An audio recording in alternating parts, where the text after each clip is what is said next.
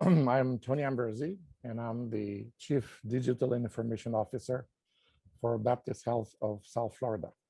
Tony, thanks so much for making time to join us on the Happy Oh, Podcast today. thank you for inviting me. Certainly. Yeah, absolutely. I want to spend some time talking about your current role, but before we do that, I would imagine your career to date has been very colorful and very diverse. Give us a thumbnail version of your career to date. I think you could say that, definitely. And so, there's a summary if you want. Excuse me. I've spent my entire professional career building business and consumer capabilities and experiences, of course, based on computer systems, and I've done IT and all sorts of digital capabilities for different industries. And, it all started in high school when I kind of discovered computers and the ability to create things, virtual things that, virtual worlds, of course, at that time, very primitive.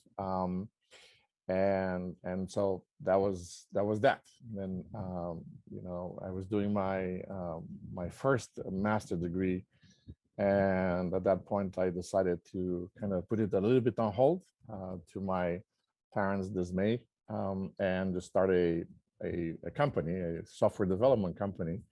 That was my first paying, well, somewhat paying job as a startup founder.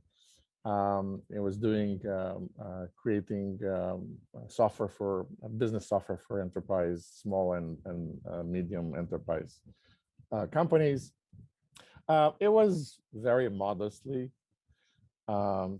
commercially successful. I guess I was able to return the money to my investors, but I certainly learned a lot of lessons that I kind of later on reformalized in terms of innovation and product development and working with users. And then so then I did a couple of more master degrees, and then I started working for American Express, doing enterprise capabilities and innovation and platforms and digital.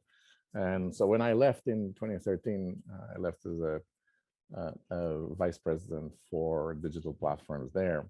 And I joined Disney Parks and Resorts and consumer products. And I did technology and digital for some 7 fascinating and exhilarating years. This is a lot of digital transformation those years.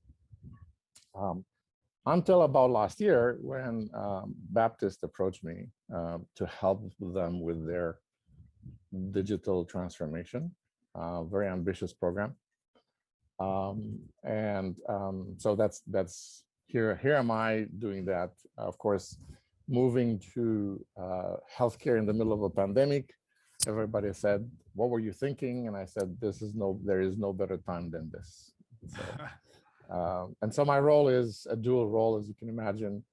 On one hand, is the digital capabilities and experiences, and the digital transformation, and building all those, and fusing the organization with the help of other leaders, of course, fusing it with as much as possible of digital capabilities, as well as driving the overall digital transformation. And obviously, as part of the executive team, I get to learn or hear interesting conversations about healthcare and where healthcare is going, and how we adjust to that. So, Wow, super exciting. And you couldn't have set me up any better for the next question I want to ask you. But before I do that, I want to pinpoint how exciting that is, to hear going from, starting your own company, going through that cycle of, just being an entrepreneur, because I've been there myself. I've started probably, I want to say 6 to 7 startups of my own, successfully failed, most of them. Luckily had one decent exit, but overall, just that experience alone, I think you can't learn that in any school. It's all just by doing and experiencing that hands first. So I definitely it can is, relate to that. yeah, it's definitely fascinating, because even going into afterwards into larger organizations, you do come as much as possible with that mindset of being frugal, and how do you do this fast, and how do you start small, and so all those things that innovation, even in large enterprises, is about. I think doing it the other way around, coming from a very rich company trying to do a startup, is probably a lot more difficult. So Yeah, you just used to a absolutely. lot more iron. So Yeah, I'm sure you use a lot of lessons learned from that experience in your current role. So you've mentioned as you part of the executive team and you get to hear all the great different trends and ideas and things that are happening in the market, in healthcare, in technology. Personally, for you, what are some of the trends that you're very excited about? So what are you researching? What's on Tony's the next big thing list? so talking about technologies and then the capabilities that those technologies present. Last week, I presented at the American CIO conference, and I talked about, among other things, my predictions for 2022 in terms of digital technologies, especially for healthcare. And so I started with the perennial now, AI ML, and really there's a lot of opportunity, and clearly the technologies and the stack are evolving as much as we want to, and and um, at least for the at least for the standard practitioners, things are getting a lot better. Um, I will come back to ML in a second, because I do want to kind of mention a little bit more. Um, in terms of IoT and wearables, I think certainly in healthcare, those are going to become very important. Um, um, I now increasingly believe that the major driver for IoT, for sensors in healthcare, will be what we call the healthcare of home transformation. So very important. We started with let's say fitness enthusiasts sensors, but now we really have an output. Then 5G, this is really definitely coupled with the drive for IoT. All of a sudden you have these sensors. How do you connect them? There's a lot more information that gets transferred. And then I would finish this list with RPA and the office automation in general. There are a lot of strong drivers for that to happen. Clearly the need to be more effective and efficient. The market is still small, but I think will develop. There are probably two others that have been on the list for a while, and I'm not quite sure I see them where they're going. The first is AR. I think we're still a lot of promise. Well, if you remember, Tim Cook talked about it, being very excited about that, I don't know, 3-4 years ago. But I don't know if we have the killer app and the killer um, uh, uh, device for it yet. Maybe Apple will come with the glasses next year, who knows. The second one is really a blockchain. And I do expect a lot more from that, especially in the supply chain world. And I think including for software. For us, for me, beyond obviously the digital, investing in digital, the pure digital, I think machine learning and automation are clearly focus areas. Now, back to, if you want, back to machine learning, I think, obviously immense progress in the last 10, 15 years. We've all seen it, AlphaGo and so on and so forth. But I think a lot of the evolution and the progress has been just in a certain areas. The tech companies, and startups, and the likes of Disney. Right. But I think a lot of others have not gone far enough, as far as they needed to, as far as they could on that path. a lot of other companies. So I think there's a lot of um, clearly more talk than walk, and I think we need to rectify that. Frankly, at this point, we know how to do it. Um, it's a matter of execution. We need to be very clear and crisp around prioritization and around aligning any work with the strategic goals of the company. But really, we need to get going.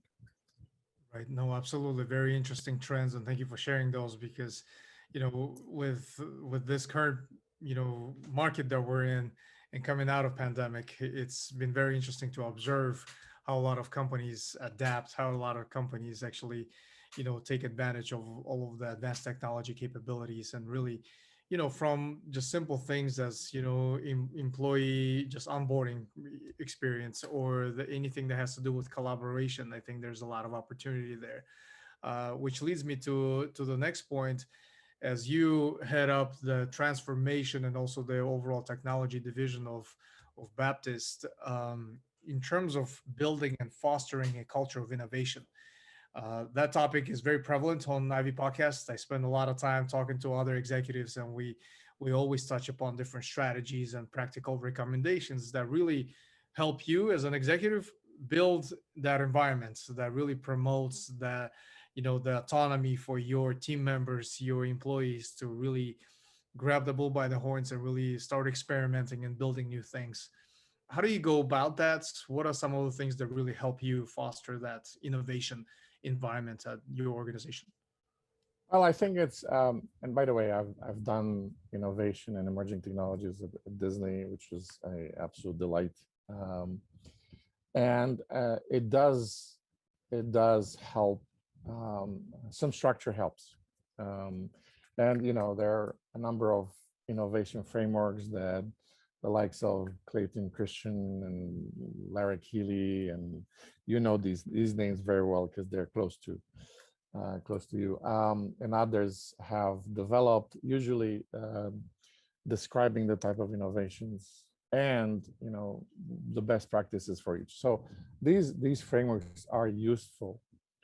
Now, there are, I would say, some prerequisites that I think they're important for innovation to be successful, and there are the major four, as I call them. Number one is the people doing the innovation. They must be curious and versatile and accepting of uncertainty, because when you go on the a path of innovation, you start somewhere, you never know where it lands you. Optimistic, diverse in skill sets and experiences, and very good at what they do, at least at the technical side. Number two, a culture that must be, if not supportive, at least not hostile to innovation, especially when you start and there is no tradition. It's important to at least not be majorly pushed back. The innovation teams sometimes are able, with the leadership support, are able to kind of evolve the culture of the organization. Now, talking about leadership, providing guidance and direction and cover when things are not as smooth as they need to be, it's absolutely critical. And I've always believed that leaders have an outsized responsibility, if not power, to influence the culture. And then I'll end up with some funding, not a lot though, but just enough to get started. And so, too much money, we were talking about a moment ago, sometimes is not good for innovation.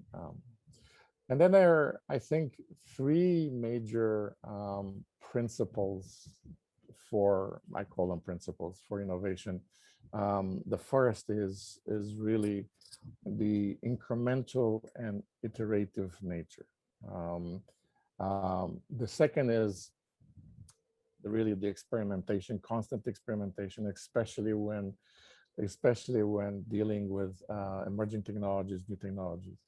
And finally, execution. I'll get to those. In terms of incremental and iterative, this is about developing in iterations and cycles. And usually the cycle is you start with an ideation. What is it? And then you go into some sort of proposal for a solution, Mhm. leading to some sort of prototyping. And then this is where things gonna start being interesting, even iterative inside the iteration, where prototyping will say, nah, that's not gonna work.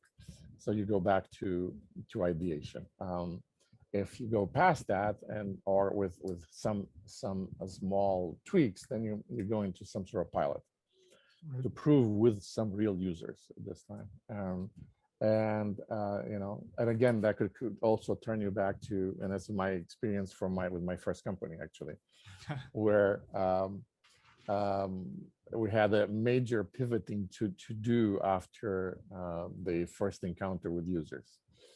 And then, obviously get the feedback, incorporate the feedback, and then getting into finally productization, if you want. But you know, being good beats being best, or being perfect, and getting out is best. Beats the get it perfect. So that's what I would call in terms of incremental, very very important. And that's also the principle, if you want, around digital in general. Don't spend 2 years strategizing about digital, and then just start as you can, and then you'll learn a lot, and maybe things that you don't know. Then in terms of experimentation, it could be the difference between innovation and successful innovation and failure. And while you experiment, expect to fail. You'll fail a lot. Now, failure in itself is not something that you know this, I know this, is not something that you seek to do, but it will happen. And it's what is important is to extract as much um, learnings out of that. Um, and so, if preferable, you have to fail small, not big. So, very important. And then finally, in terms of execution, I've heard a lot of people saying, "Oh, we need ideas. We need people with creativity." And I tend to say that, yeah, that's a good ingredient, but is never, lack of creativity is not what makes innovation fail. There are plenty of ideas. Everybody has ideas. Unless you're the absolute leading edge in Apple and Google and what have you, everything else is known. And so the difference is in execution and the lack of discipline, and so successful innovation does require a lot of focus and relentlessness in execution. No, that's great. I love these frameworks. We could probably spend the rest of the episode Oh talking yes. about all of these. I love what you're talking about, in the sense, just overall the culture of experimentation, just being able to experiment. I think it oftentimes innovation is overlooked, misinterpreted with something grandiose, something that's over like earth shattering, and overlooking the concepts of just very small incremental improvements, like exactly what you were talking about, and just being able to not afraid to fail at the end of the day, because failure is not really a failure unless it's really an opportunity to learn. So I think those are very great That, concepts that. that's you're absolutely right. But indeed, I think it's, you have to be prepared to learn. Right. If you don't go from there to say, let's say you do an MVP, Yeah. what are you trying to learn from it? Mhm. It's very important. Otherwise, things will happen and you're not going to be sure, and measure it. Absolutely need to measure it. Things will happen, you don't know what they would mean. So you would have learned for nothing and you would have failed for nothing. So it's not easy. Yeah. So No, absolutely. That makes perfect sense, because if you don't learn from that and you don't apply those lessons learned in the future projects, you just wasted your time. So that's very interesting. And when I as during my conversations with a lot of other executives lately, one topic that has been prevalent, it's around structuring the organization as you coming out of pandemic, as you entering kind of that new wave with exiting the fully remote environment. And topic is always, John, you talk to a lot of other executives. What are they doing? Their organization, they still hybrid. Are you trying to bring the full workforce in certain iterations back to the physical locations? So it's just the overall future of work concept is very interesting to me. What's your take on that? What's your approach? Just share with us your thoughts around that. Yeah, no, absolutely, and it's interesting. And this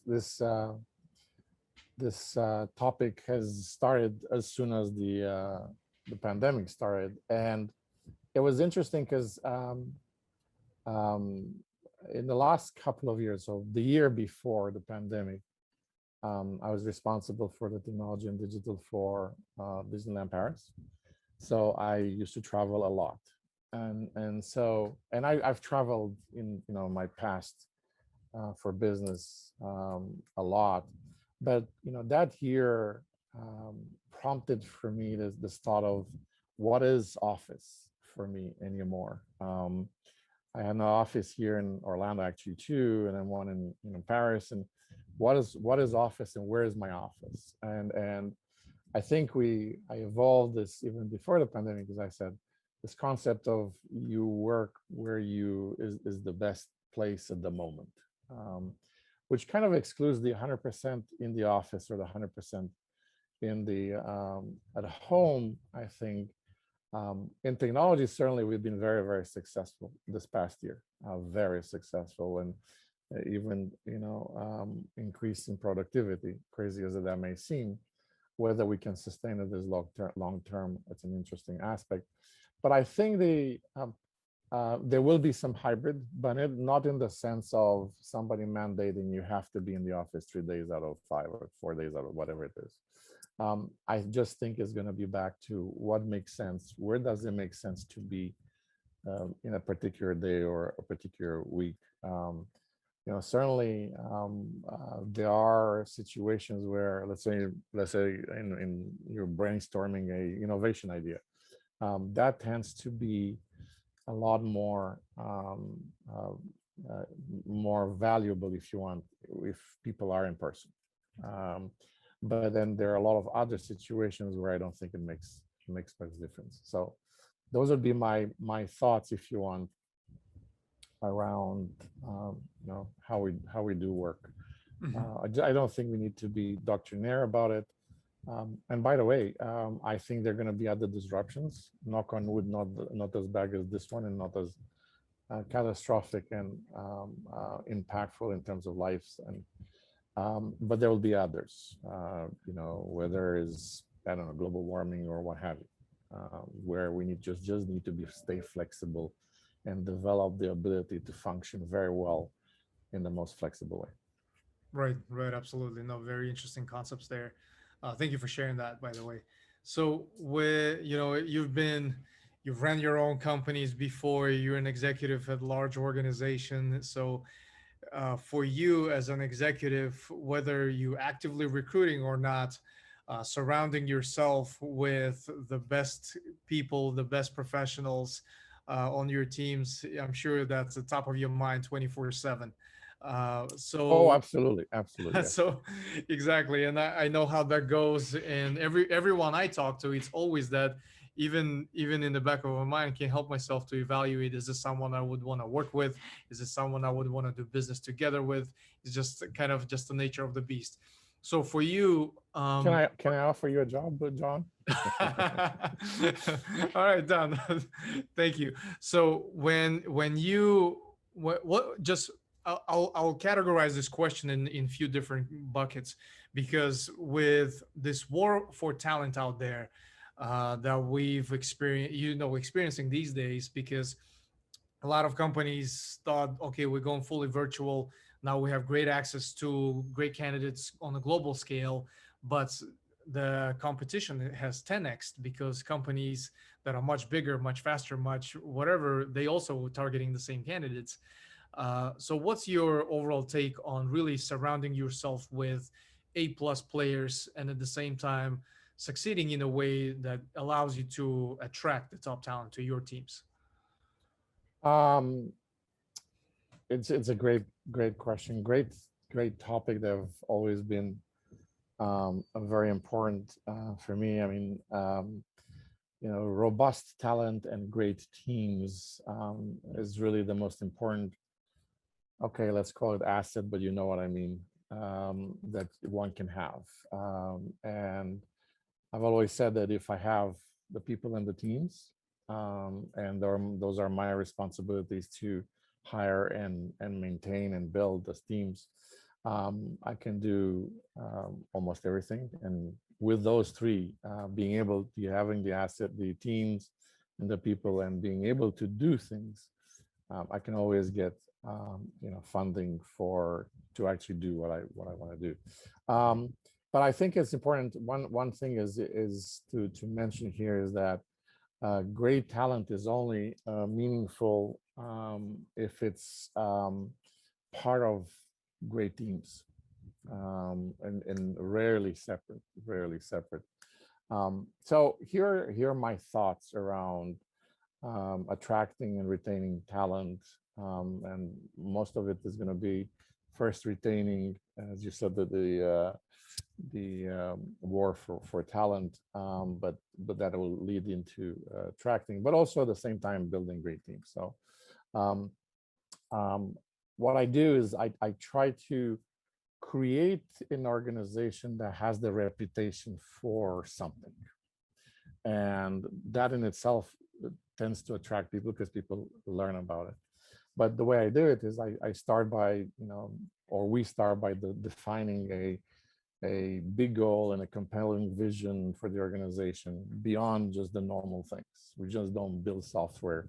We create great experiences for our customers, for example. Then it's important to, I think, as leaders especially, define the expectation for the culture and values. What does this team stand for? Is it exceptional engineering? Is it execution excellence? Is it doing the right thing? Is it customer service? Whatever it is, we need to define it.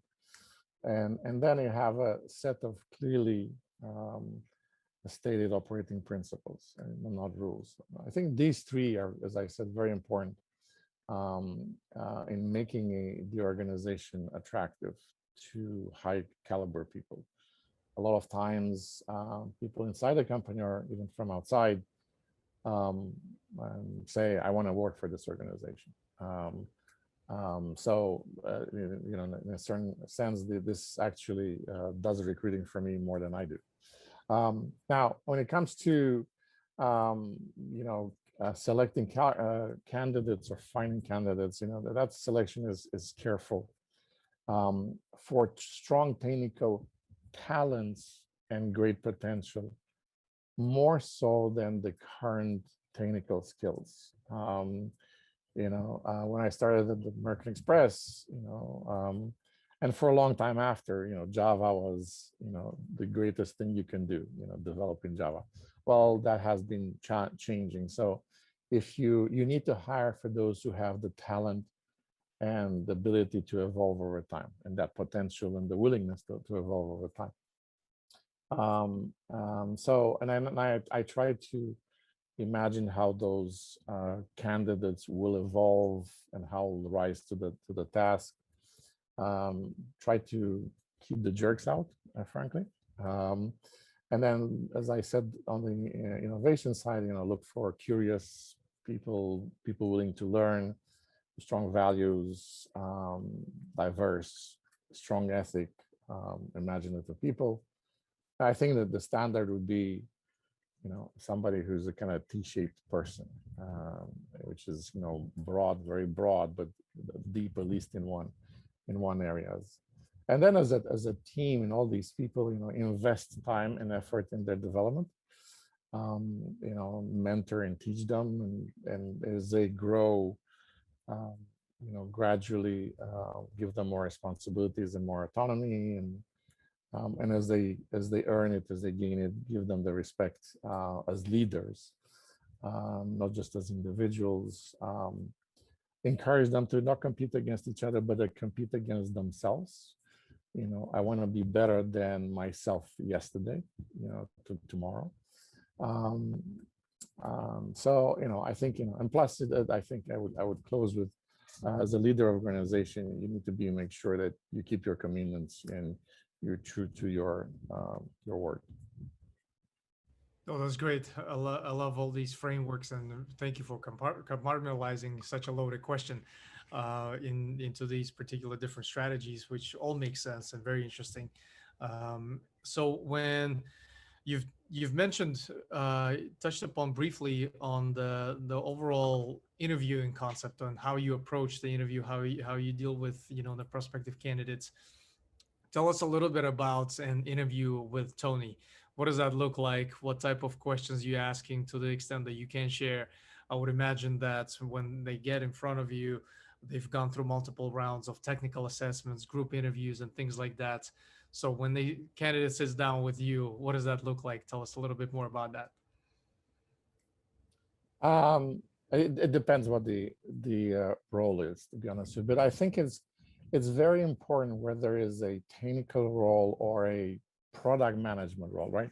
So part of my digital experiences is product management, defining what the product is and how it's supposed to work, and so you know it depends based on that. But I need to make sure that really the person in front of me knows and will be able to learn or evolve in that space. So now, number one, so that if that's a technical person, it would be a technical interview. But obviously, I these days I don't get to meet um, developers, but certainly even senior leaders, they need to be technical. And then number two is that ability to grow. I want to see a kind of a personal and professional growth over time. And so the questions would be, how would you learn? How do you learn? And what you want to learn next, and what you have learned in the last 5 years, and less so what university or college you graduated 20 years ago. Because frankly, is out of my whatever many master degrees, most of the stuff that I do today, I learned, at least on the technical side, I learned in the last 7 years. So what have they learned and how they've learned it? So a lot of it, and then is in terms of at the leadership levels, how they think about people, how their leadership style is, and so those are kind of interesting things for me to understand. Oh, that's great. And thank you for sharing that. So, for anyone listening, if you have an interview coming up with Tony, you have a little bit of intel information on what to expect. But in general, We are hiring, so absolutely, yes. that's awesome. And thank you for sharing that, because at the end of the day, it's exciting to hear that the approach to interview is kind of that two-way street. It's also an opportunity for the candidate to ask you the right questions to really understand, is this the type of leader I want to be under? Is this the type of environments that's going to fit my personality or my objectives? So that's great to hear some of the things that you implement as part of that entire process, which is not easy. It's a combination of art and science at the same time. And the last segment that I love to focus on each episode is on the your sources for learning. What is your content diet is looking like these days? Share with us, what do you consume on daily basis to stay ahead of the curve, for self actualization. So anything that really helps you with there's so much information being thrown at us. How selective are you, and what do you consume?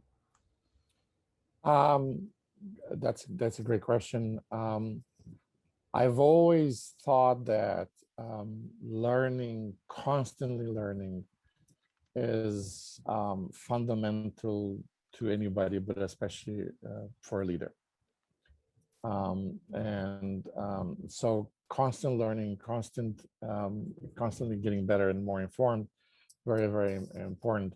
Um, I tell the story of, Elon Musk was once asked, how come he learns all these different things in the finance, because he was in PayPal, um, and then the electric cars and the rockets and all that stuff. How do they do that? How does he do that? And basically answer with 3 words: I read books. So I read a lot of books. Constantly, literally constantly. Obviously, sometimes the schedule is kind of crazy, but it would be normal for me to read 20, 30 books a year, and so sometimes even more. So constant reading. Then there select places where over time, I choose to follow with article for articles, and I keep on with that. And certain conferences that seem over time prove to be interesting. Obviously now in the last year, mostly virtual, but and then even frankly, a lot of podcasts. A 30-minute, 40-minute segment is exactly perfect for my bike run. So I listen to your podcast, and it's pretty good for. A lot of information, but constantly reading something new.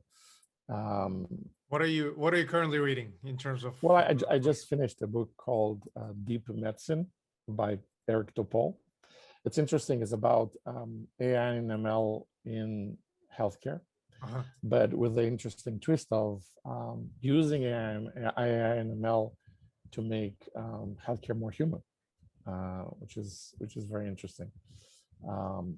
But yeah, so you can imagine the last 8 months, 9 months, has been quite a lot of reading and articles and symposiums and conferences about healthcare, trying to understand and learn from others, but especially when going into a new domain.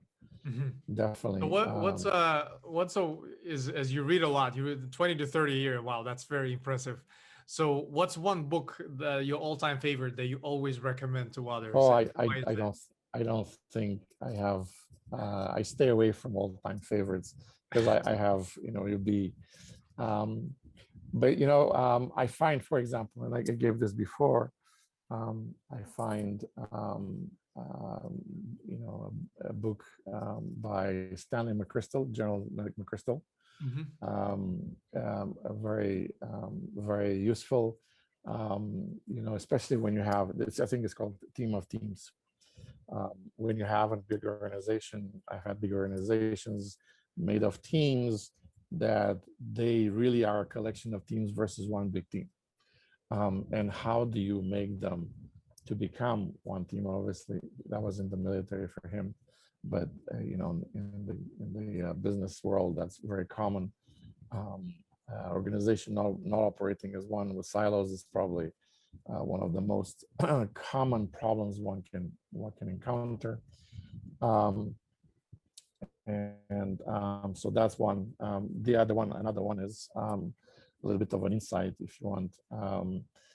It's Bob Iger's book, the executive chairman of Disney, Ride of a Lifetime. It's a leadership book disguised as a autobiography that I think is very good, talking about leadership values. And so that is a book I recommend. That's great. I really appreciate those recommendations, and for our listeners, we'll make those available in the show notes. And by the way, if you're interested, I post my books. There are a lot of people who ask me, know that I read a lot, and they ask me, hey, what have you been reading lately? So I post my books, the ones I read, um, on a site called the Library Thing. Uh-huh. And it's just the list of books. And you see is mostly technical books and leadership, management, business, history. So feel free to check it out. Oh, that's super cool. Definitely gonna link to that, and everything you've recommended we'll list in the show notes. Tony, I can't thank you enough for your time today. I personally learned quite a bit through this very short, very insightful conversation.